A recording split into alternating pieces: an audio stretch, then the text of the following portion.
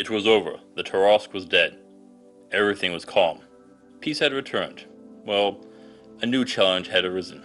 A celebration was in order. There were a few things you need for such an event. Food and drink. The latter was the job given to the three travelers. All the buildings to be destroyed. Of course, the local tavern had to be among them. They had been charged with going through the wreckage. Board after board of lumber was thrown into a pile. It wasn't hard work, but more tedious. Time-consuming work that required you to be careful about splinters. All the while, the two men tiptoed around the tenuous topic of their separation. Much had happened since they faced the Tick-Belong. Their partnership had been ripped asunder that day. Minor grievances and ignorance had overwhelmed them. Their party had collapsed by the same force which destroyed countless more before. Neither wanted to bring it up, nor offered an apology. Their future was uncertain. Maybe they would reform, or they'd go their separate ways. Neither wanted to start that conversation. No, the true reason wasn't a lack of courage, but not wanting to make the victory celebration complicated. No, they would wait until after. A chittering sound drew their gaze as Kurt pulled the board back. Something white darted past him. It was too fast to keep up. On its way, it smacked the two men in the shin. "Ow!" they cried in surprise. It was just a minor sting, more of a surprise. What was that? I didn't get a good look. No clue, but went down into the cellar. Maybe it is someone's cat, Julia offered. Well, we'll know when we get down there. Suddenly the wooden planks were thrown upwards as a barrel was kicked out of the cellar. It caused the three workers to tumble. They watched as the barrel rolled down the street with a small white creature perched on top. It looked like a rabbit, except that it had antlers on its head.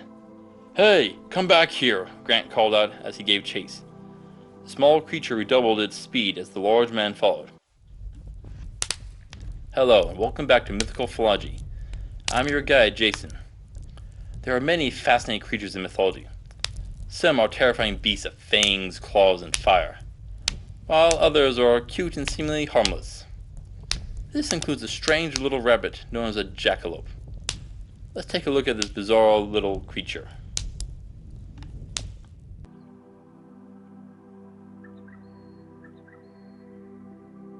The jackalope, or Lepus antilocapra, is a mythical creature with the body of a rabbit and small deer antlers which comes from the American Wild West in the 1800s. They can mimic human voices or are even known to join in song with cowboys at campfires. But due to their shy nature, jackalopes will remain in the shadows. They are also known to be fond of whiskey and can even tell the good from the bad. There are even some which have sharp canine teeth. It's said that this is a gimmick by a taxidermist in the 1800s. Sort of. There is the Al-Miraj in Persian mythology that has a horn like a unicorn, as well as the German name of the Rasselbach for the jackalopes. There are a few other variants, such as the Wolpertinger of Germanic lore, which is a winged animal with antlers, legs of a pheasant, body of a squirrel, and a rabbit's head. There is even a breed which hails from the hail-trilled tribes of Mexico. We'll deal with the jackalope's relatives at a later date. There are several, in fact. So why is this such a widespread creature showing up across the world? Well, rabbits are frequently infected with the shot papillomavirus, which will cause the rabbit to grow a horn or warty-like protuberance from their bodies. This does require us to address the difference between an antler and a horn. Horns are made from hair with creatine and don't fall off. Antlers are a type of bone or modified tusk. These are shed every year. They will grow in the spring where they have a high amount of blood flow and will be coated in velvet. Eventually, deer will try to rub their antlers against trees to remove the soft velvet, and will leave it with a bloody or gory look. So what does this have to do with our jackalopes? Horns and antlers look and feel different, but the jackalope does have antlers, which means they will go through the same process. This means they'll rub their antlers on trunks and roots of trees. Yes, roots. Remember, rabbits live in underground burrows. The jackalope will do the same for safety. But due to those antlers, the entrance will need to be larger, or the jackalope will need to press its antlers into its body to crawl into the den. Additionally, those antlers are heavy relative to the body. This means improving the neck musculature to prevent injuries. Some of you may have noticed that most deer, only the males have antlers, but the caribou or reindeer, females have smaller antlers than the males. This is important due to the Russelbach version from Germany. It is mentioned that the females have smaller antlers than their male counterparts. The next thing to look at is their mimicry ability. It can copy human speech. This means at least some level of intelligence, and developed vocal organs, similar to humans or parrots. This means shifting the brain structure to be more similar to a human. This may also explain why jackalope are so fond of whiskey. Its brain would be affected similar to a human's. Multiple species of deer and monkey have been known to eat fermented fruit to get drunk. With a jackalope's sharp sense of smell, it can pick out the best to drink with ease. They have one final oddity to address. Supposedly, they only breed during lightning flashes. Their antlers can make it difficult due to them getting tangled up. So why only at these times? They breed during these times to trap the lightning's energy and empower their young. This is what sparks their magical potential.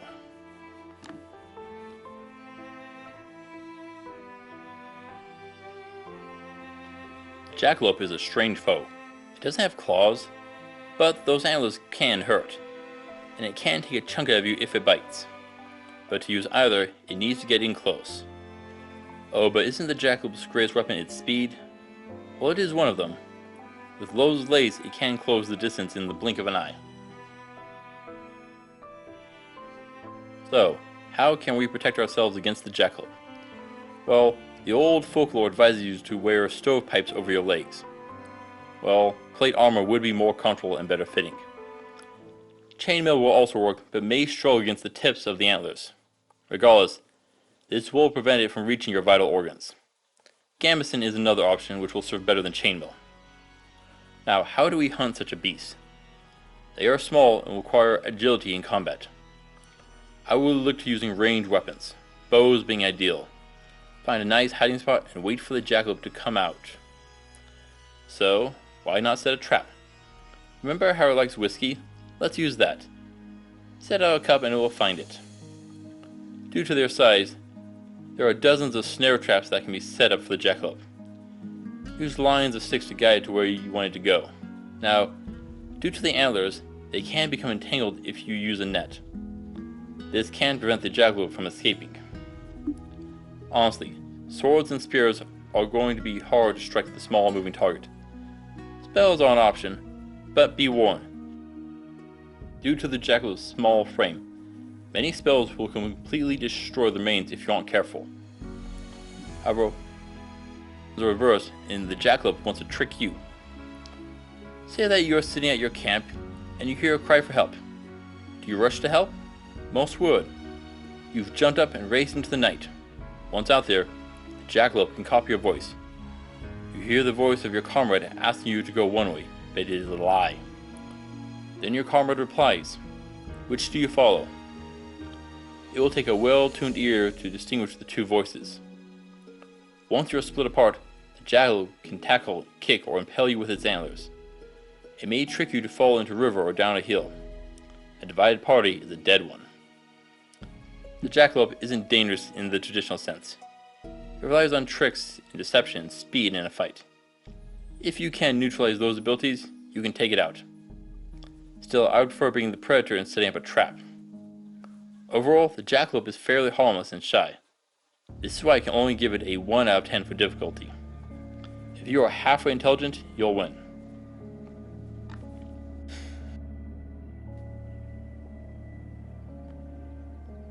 So, why are you after the jackalope? Did it steal your drink? Whatever, you have succeeded in dealing with our magical Hare. So what did you get? First thing first is the fur. Their fur is a powerful force. When woven into gambeson or clothes, it offers magical protection. It's used as the base for a staff or wand. It will boost your magical potential, particularly those who use lightning magic, illusions, or speed charms. Now, their heartstrings and guts are prized by bards, as a way to empower their musical instruments. A fiddle or guitar made from a jackalope is quite potent. though they do tend to hold a tenor tone. Their meat is sparse, but if seasoned with sage or juniper berries, you can get a very nice stew. Finally, we have their antlers. These will fall off once a year, so you won't need to kill the jackalope. They can be used to make arrows or wands. If you grind them, they work in potions. If done right, you can trap lightning in a bottle or create protective shields with it. Additional components can be used in a variety of potions. Blood and bile among them. There is a unique one to the jackalope. Its milk can be drunk, but its magical potential tends to fluctuate. My best assumption is it is tied to the lightning energy left over from mating. This I haven't been able to test fully yet. Now what if we keep the jackalope alive? Here is where they can be fun. A dwarf friend of mine keeps some in his brewery. His have been trained in his work. With their help, he only produces the finest of brews. If you ever find his tavern, you are in for a treat. Oh, I'm not done yet. Can you imagine the chaos you could sow on the battlefield if you have a jackalope? Have it issue false commands and information to your foe. Tell them that the attack is to the west, but you are in the east. Tell them to unleash a fire spell when you are resistant to it. Time for mayhem in your foe's ranks. It works even on a single foe. Lure it into a trap and spring it. A perfect animal companion. Oh, and if you're a bard, you can do a duet with a jackalope. Have fun.